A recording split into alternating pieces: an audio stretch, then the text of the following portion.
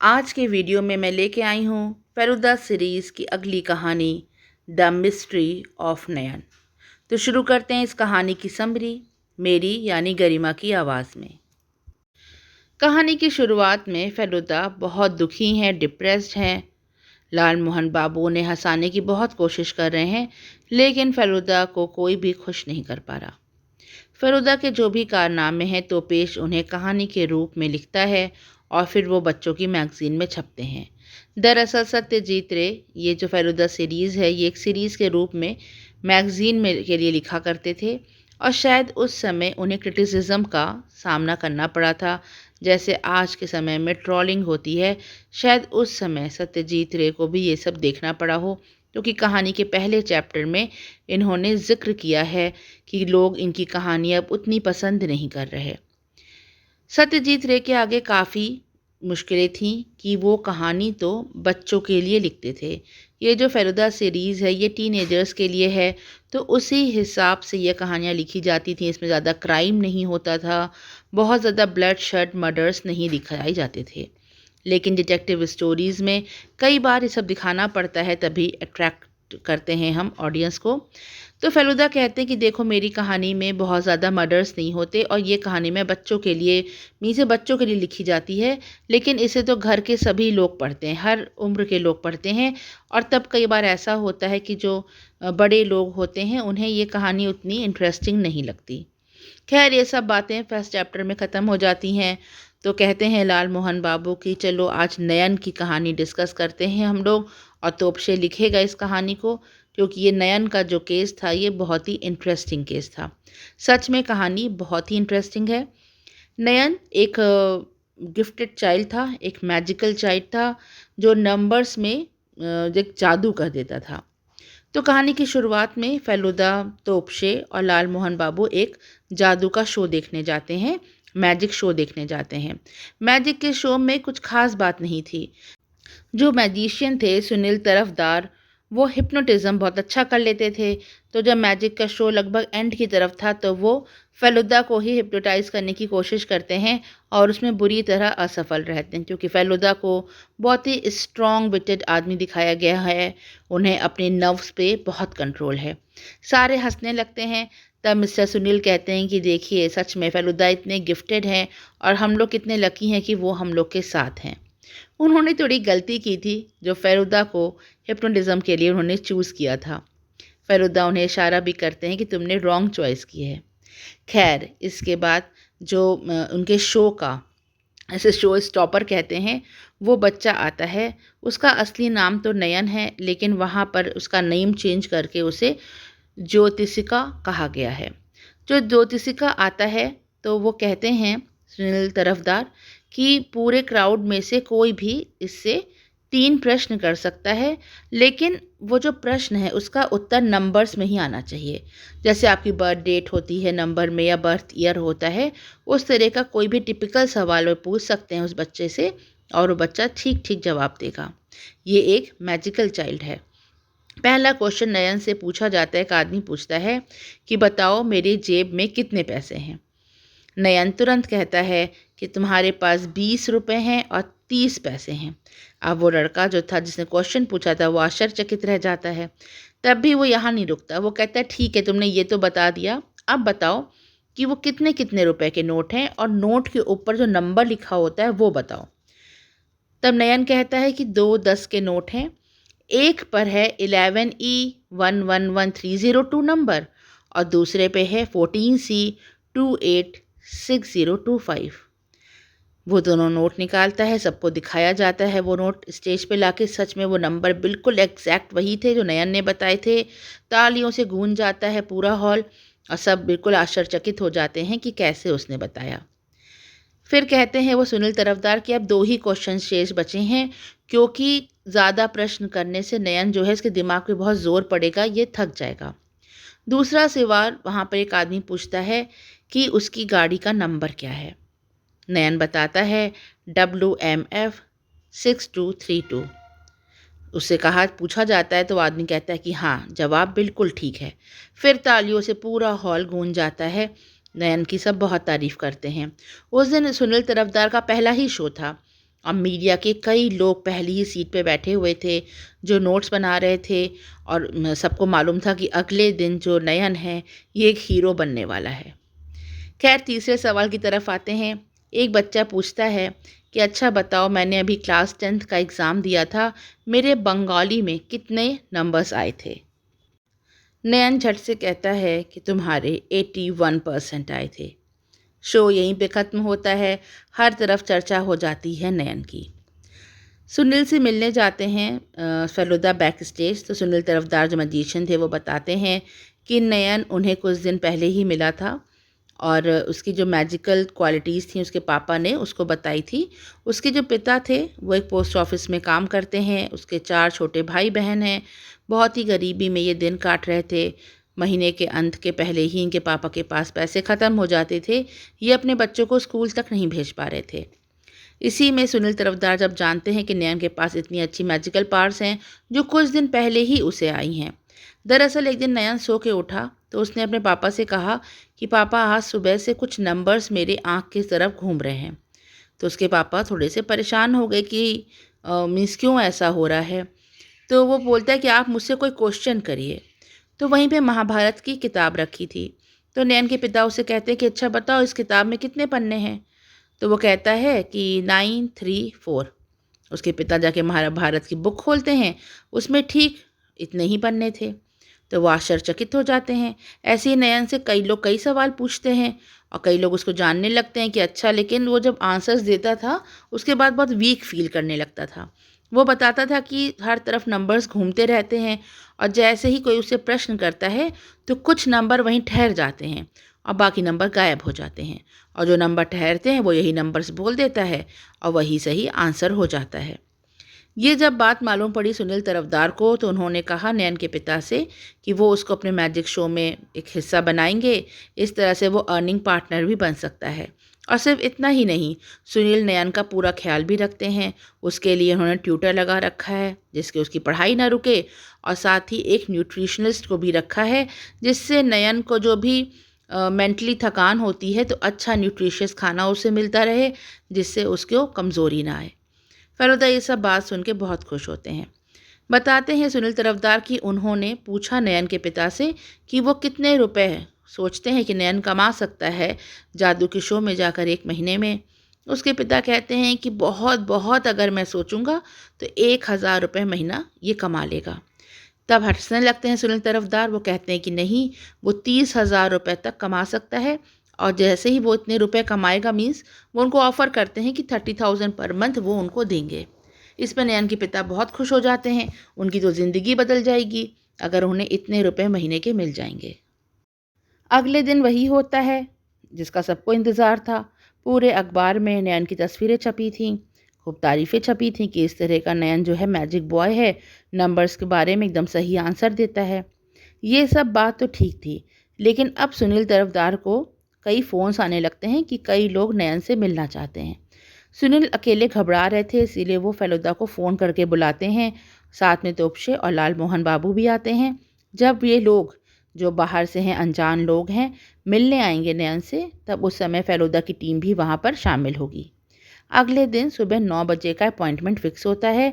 4 बहुत ही नामी गिरामी लोग मिलने आने वाले थे नयन से, जो वीवीआईपी थे।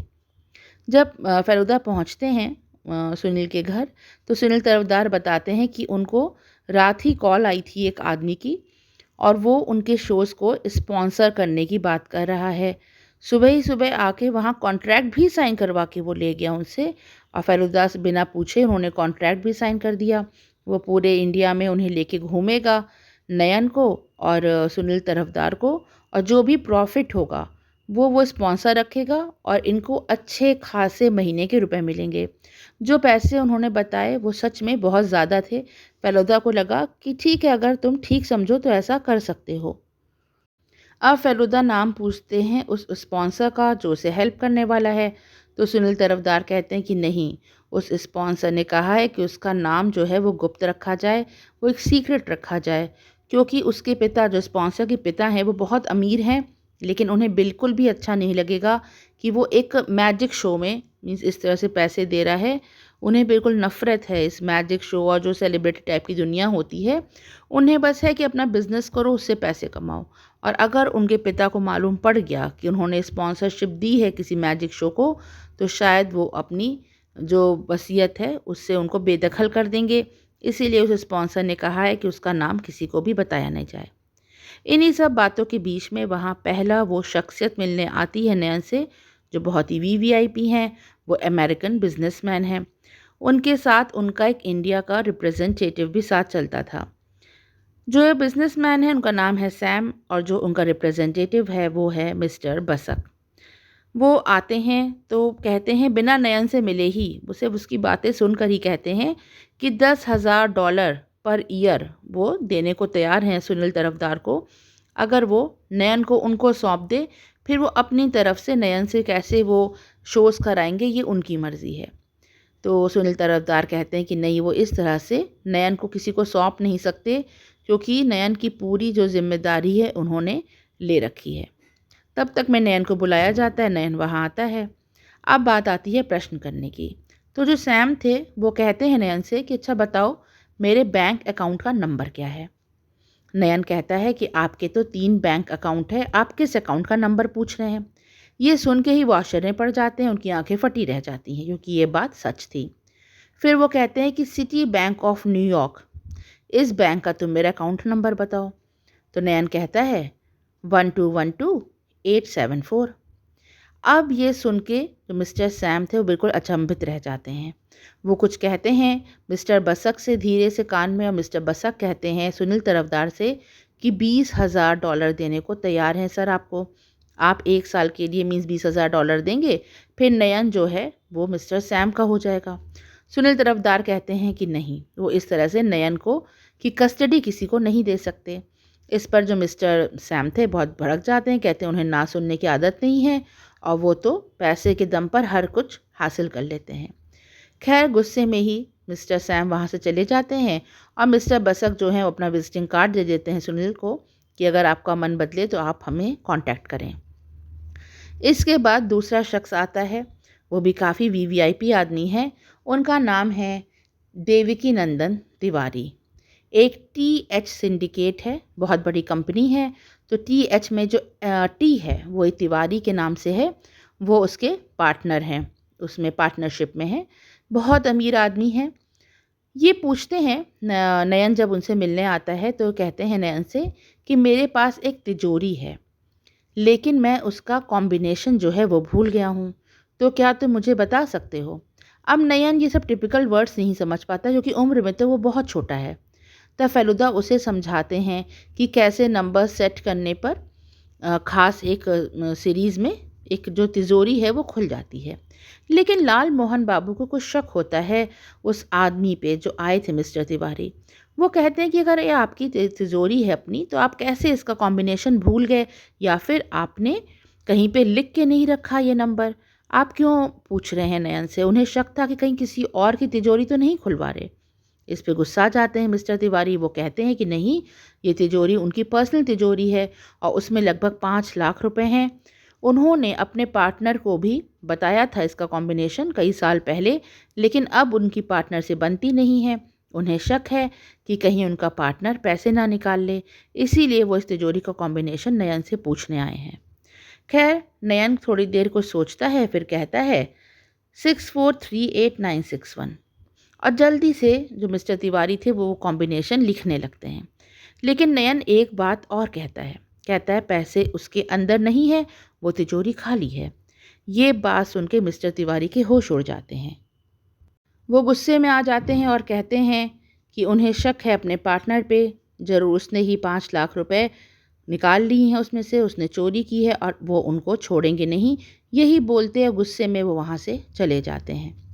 अब तीसरे आदमी आते हैं जो है मिस्टर हेनरी। मिस्टर हेनरी भी बहुत बड़ी शख्सियत हैं।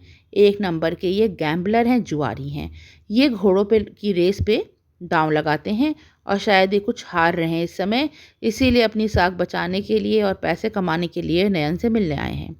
ये बड़े ऐसे पूछते हैं नयन से कि अच्छा ये बताओ कि सैटरडे को तीसरी रेस में किस नंबर का घोड़ा जीता था। बहुत ही टिपिकल तरह से क्वेश्चन पूछते हैं। नयन तुरंत कहता है नंबर 5। अब ये सुन के मिस्टर हेनरी के होश उड़ जाते हैं। कहते हैं अरे ये लड़का तो सच में मैजिकल बॉय है। तो कहते हैं अच्छा एक बात बताओ कि कल की रेस में कौन जीतेगा। तुरंत मिस्टर सुनील उनको टोक देते हैं। कहते हैं नहीं, नयन जो है वो किसी भी तरह की गैम्बलिंग का हिस्सा नहीं बनेगा। वो जुआ या सट्टेबाजी के लिए नंबर्स नहीं बताएगा। तब उन्हें रिश्वत देने की कोशिश करते हैं। हेनरी कहते हैं मैं तुम्हें माला माल कर दूंगा, तुम सिर्फ 3 दिन के लिए मुझे बता दो कि 3 घोड़े कौन से जीतेंगे। लेकिन सब अगेंस्ट में हो जाते हैं। तो हार मान के मिस्टर हेनरी को वहाँ से जाना पड़ता है। वो बहुत शराब पी कर आए थे और गुस्से में बड़बड़ाते हुए चले जाते हैं। कहते हैं मैं किसी ना किसी तरह से इससे घोड़े के नंबर्स तो निकलवा ही लूँगा इस बच्चे नयन से। अब यहाँ पर एक बात थी कि जो भी ये अमीर आदमी आ रहे थे, कोई भी नयन को प्रेज़ करने के लिए नहीं आ रहा था। सब अपनी लालच में आ रहे थे कि किस तरह से वो नयन को यूज़ करके उससे ज़्यादा पैसे कमा लें। और इसी कड़ी में आते हैं चौथे आदमी जिनका नाम ही है टीएनटी। और ख़ुद ही अपने नाम पर हँसते रहते हैं, क्योंकि टीएनटी एक तरह का एक्सप्लोसिव को भी कहते हैं, टाई नाइट्रोटोलुइन। तो वो बताते हैं कि मेरा नाम टीएनटी है, फिर हँस के बताने लगते हैं कि मेरे नाम पे तो एक्सप्लोसिव भी है। फिर उनका नाम था तारक नाथ ठाकुर। थोड़े ज़्यादा ही मजाकिया टाइप के आदमी थे वो। और वो काफ़ी अपनी डींगे बताते हैं कि उन्होंने अपने घर में दुनिया भर के जो अजीबोगरीब इंसान हैं या कोई ऐसे जीव हैं, वो उन्होंने अपने घर पे रख रखे हैं। शायद कुछ शो भी करते होंगे वो, जिससे पैसे कमाते होंगे वो इन लोगों को दिखा के। उनके पास दुनिया का सबसे छोटा इंसान जो सिर्फ 82 सेंटीमीटर का है, वो एक कोरियन है, उसका नाम किमोनो है, वो रहता है। साथ ही उनका सेक्रेटरी है जिसका नाम मायोरी है, वो दोनों हाथों से लिख सकता है। उनके पास एक पोमेरियन डॉग भी है जिसके 2 सर हैं। और साथ ही एक साधु भी हैं जो उन्हें लक्ष्मण झूला पे मिले थे। वो ज़मीन से 6 फीट ऊपर तक हवा में उठ सकते हैं। लाल मोहन बाबू पूछते हैं उनसे कि क्या ये सारे लोग जो हैं आपके पास अपनी मर्ज़ी से रहते हैं या आपने ज़बरदस्ती इन्हें कैद करके रखा है। तब वो बताते कि नहीं नहीं, ये सारे लोग उनके पास अपनी मर्ज़ी से रहते हैं। वो उन्हें रहने के लिए अच्छा घर, खाना, पैसा सब देते हैं, तो वो क्यों नहीं रहेंगे उनके पास अच्छे से। फिर वो बताते कि उनके पास एक आदमी भी है, जो आदमी का मैं राक्षस ज़्यादा है। उसकी हाइट लगभग 8 फीट की है और वज़न है 350 किलो। उसकी कम उम्र में ही कुछ हार्मोनल इम्बैलेंस से हाइट बहुत ज़्यादा हो गई। वो लड़का युगांडा का रहने वाला था। सब लोग वहाँ उसे चिढ़ाने लगे, कोई पत्थर मारता, कोई उसे टीज़ करता। वो बहुत इरिटेट हो गया था। तब उसके पेरेंट्स से वो कहकर उसे यहाँ ले आए। लड़का इनके साथ खुश है और इनकी बहुत हेल्प भी करता है। इनके लिए इन्होंने एक शेर भी पकड़ा था। अब जो मिस्टर टीएनटी हैं, ये चाह रहे हैं कि नयन को भी अपने साथ ले जाएं, अपने अजायब घर में रखें। लेकिन सुनील यहाँ भी तैयार नहीं होते। टीएनटी उन्हें अच्छी खासी लालच देने की कोशिश करते हैं कि वो उन्हें माला माल कर देंगे। लेकिन तब भी वो कहते हैं कि नहीं, वो नयन को उनके साथ नहीं भेजेंगे। वो कहते हैं ठीक है, अगर वो नयन को उसके साथ नहीं भेजेंगे तो उन्हें और पैतरे भी आते हैं। वो कहते हैं कि तुम जो सोच रहे हो कि तुम शोज़ करोगे और पैसे कमाओगे, तो नयन उस शो तक आ ही नहीं पाएगा। मैं उसे शो में अब आने ही नहीं दूंगा। या तो वो मेरे साथ मेरे अजायब घर मीन्स मेरे घर में रहेगा, और या तो फिर वो कहीं रहेगा ही नहीं। ऐसे धमकी दे के वो वहाँ से चले जाते हैं। उनके जाने के बाद सबका मन बड़ा खिन्न हो जाता है और फेलुदा से कहते हैं सुनील तरफदार कि अब किसी को भी वो नयन से मिलने नहीं देंगे, क्योंकि ये सब लोग सिर्फ पैसे के लालची हैं और नयन को मिसयूज़ करके वो सिर्फ उससे पैसा कमाना चाहते हैं। अगले दिन न्यूज़पेपर में खबर आती है कि जो मिस्टर तिवारी, जो टीएस सिंडिकेट के बहुत बड़े आदमी थे, जिन्होंने तिजोरी का वो जो कॉम्बिनेशन पूछा था नयन से, उनका नाम आता है पेपर में। उन्होंने अपने पार्टनर मिस्टर हिंगोरानी पर चोरी का इल्ज़ाम लगाया है। जो टीएच सिंडिकेट था वो एच से मिस्टर हिंगोरानी थे। 5 लाख रुपए चोरी करने का इल्ज़ाम लगा है। दोपहर 2:30 से 3 के बीच में उन्होंने तिजोरी खोली है, क्योंकि वो बताते हैं कि मिस्टर हिंगोरानी को भी कॉम्बिनेशन पता था और पैसे उसके अंदर नहीं थे। सब लोग आश्चर्यचकित ये हो जाते हैं कि नयन ने बिल्कुल ठीक बात प्रेडिक्ट की थी कि पैसे अंदर नहीं है, तिजोरी खाली है। खैर सुबह तो ये खबर आती है और रात में ही मिस्टर जो सुनील तरफदार हैं, इनके घर में एक हादसा हो जाता है।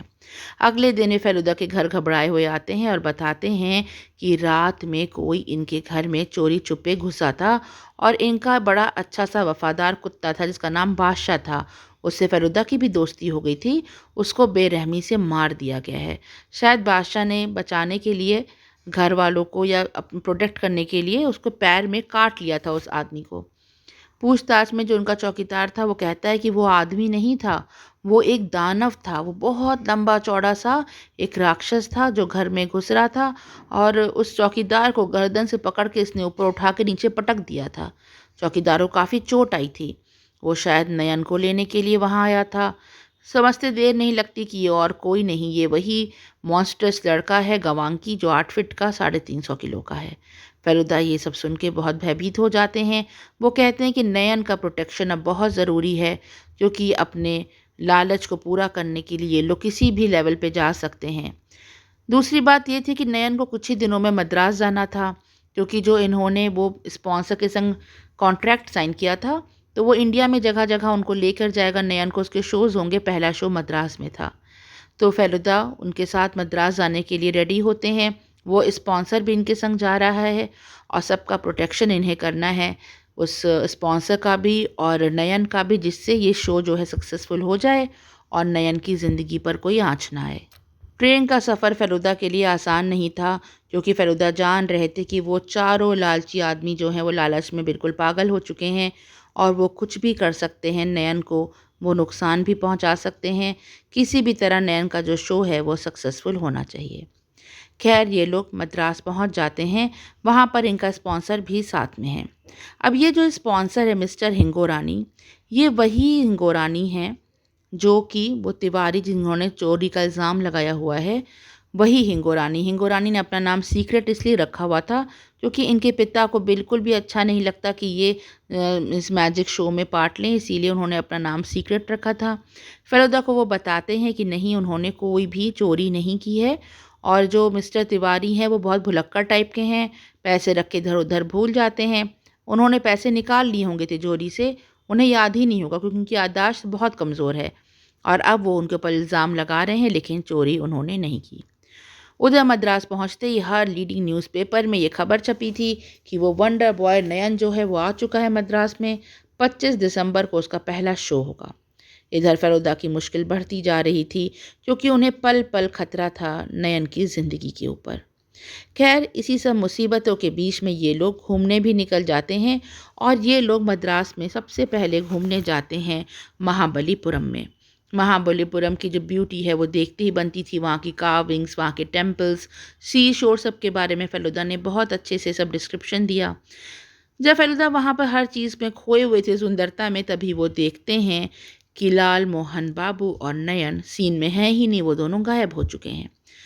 जब ये बाहर की तरफ भागते हैं तो देखते हैं कि वो जो राक्षस गवांकी था मिस्टर तिवारी का, वो एक तरफ हाथ में पकड़ा हुआ है लाल मोहन बाबू को और एक तरफ उसने पकड़ा है नयन को, और बेचारा तोपछे जो था वो भी लटका हुआ है वही नीचे उसके हाथ में, और ये तीनों को लेके झुलाते हुए चला जा रहा है। लाल मोहन बाबू लगातार चीख रहे हैं, उनके गले पे बहुत दबाव पड़ रहा है। तोपशे की भी हालत ख़राब है। किसी तरह तोपशे अपना पैर उस जगह पे मारता है जहाँ पर उस बादशाह कुत्ते ने इसे काटा था, लेकिन गवांकी हल्का सा कराहता है, लेकिन उसे कोई फ़र्क नहीं पड़ता। वह राक्षस इसी तरह तीनों को टांगे चलता जा रहा है। अब यहाँ पर एक बड़ा ही अच्छा ट्विस्ट डाला हुआ है फेलुदा ने। ये जो सुनील तरफदार थे ये बहुत अच्छा हिप्नोटिज़्म करते थे, बस ये अपोजिट साइड से आते हैं। अब कहते हैं ये जो इतने लंबे होते हैं लोग, इनका माइंड जो होता है बहुत शार्प नहीं होता है, बहुत ही कोमल स्वभाव के शायद ये अंदर से होते हैं। तुरंत ही हिप्नोटाइज हो जाता है गवांकी और वो बिल्कुल वैसे ही करने लगता है जैसे जैसे सुनील तरफदार उससे करने को कह रहे थे। मिस्टर तिवारी छुप कर ये सब देख रहे थे। जब देखते हैं कि गवांकी किस तरह से सुनील तरफदार के हाथ का खिलौना बन चुका है, तो वो अपना सर हाथ में दे के वहीं बैठ जाते हैं। उनका प्लान फेल हो जाता है। गवांकी इन तीनों को उतार देता है। तब इशारा करते हैं सुनील तरफदार कि तीनों सब लोग भागो टैक्सी की तरफ। सुनील भी भागते हैं। गवांकी कंफ्यूज हो जाता है कि उसे क्या करना है और किसी तरह जान बचा के सारे भागते हैं।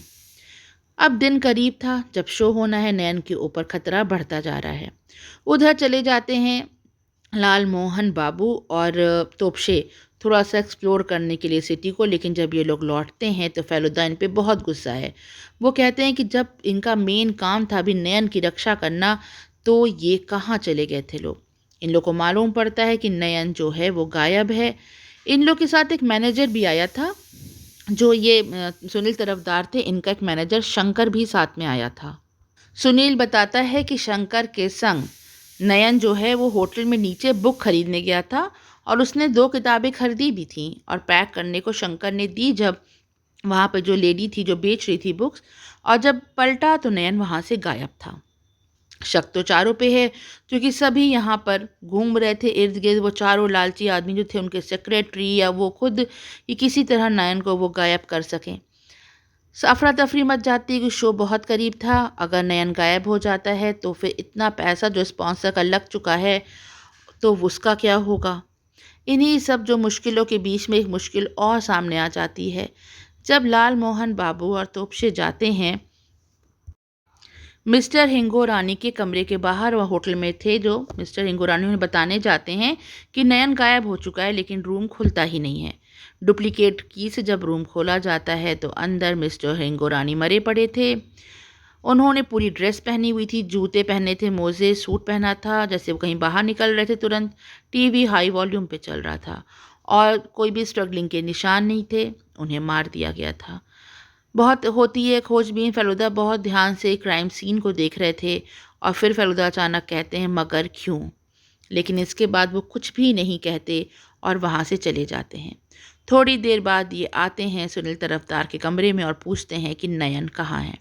सुनील तरफदार कहते हैं कि नयन सच में गायब हो चुका है, शंकर के साथ वो बुक लेने गया था। इस पे फेलुदा कहते हैं कि नहीं, वो बुक लेने नहीं गया था। उन्होंने बुक स्टोर में पता किया है, कोई भी छोटा बच्चा आज किताब खरीदने आया ही नहीं, ना ही कोई बच्चों की बुक आज बिकी है। सुनील तरफदार कहते हैं कि उन्हें नहीं पता कि नयन कहाँ है। तब वो कहते हैं सुनील से कि तुमने आखिर मिस्टर हिंगोरानी को क्यों मारा? तब सुनील कहते हैं फेलुदा से कि उन्होंने अपना मानसिक संतुलन शायद खो दिया है। वो अनसन जो भी आरोप है उनके ऊपर लगाते जा रहे हैं। फेलुदा कहते हैं कि मिस्टर हिंगोरानी इतने डरे हुए थे, कभी भी किसी अजनबी के लिए वो दरवाज़ा नहीं खोलते। उनके पास कुछ भी स्ट्रगलिंग के निशान नहीं है। टीवी ऑन था, इसका मतलब कि वो कमरे में बैठे थे। कोई जानकार उनके पास आया जो अंदर गया।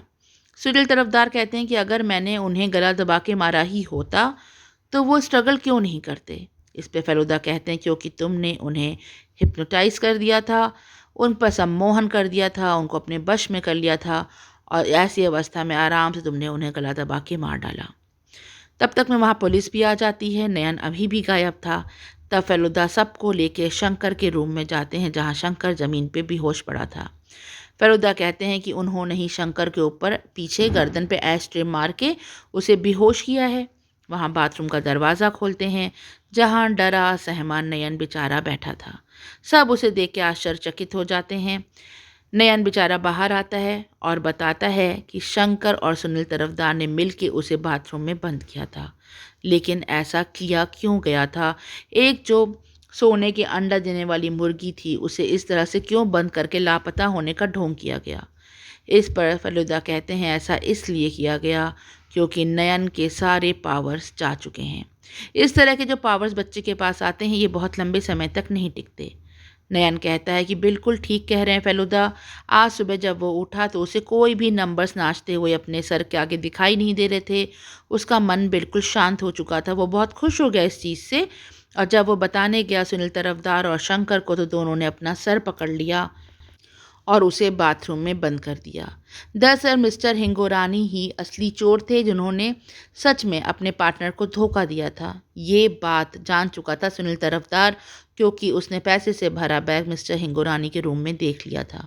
उसने जब ये जाना कि अब तो इस बच्चे नयन के पास कोई पावर्स नहीं रह गई, तो सारी स्पॉन्सरशिप वो कैंसिल कर देंगे, शायद उसे जेल भी करवा सकते हैं, तब उसने इसलिए मिस्टर हिंगोरानी का कत्ल किया और उनके कमरे में जो 5 लाख रुपए रखे थे ब्रीफ केस में, जो हिंगोरानी ने चुराए थे, अपने पार्टनर की तिजोरी को खोलकर वह उसने गायब किए।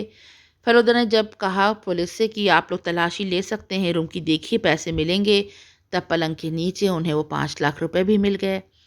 सुनील तरफदार को जेल हो गई, साथ ही शंकर भी गया और नयन जो बच्चा था उसे सही सलामत उसके पिता के पास पहुंचा दिया गया।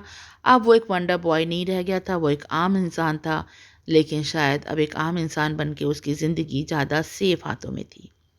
कहानी में काफ़ी ट्विस्ट एंड टर्न्स, काफ़ी कहानी बहुत इंटरेस्टिंग है।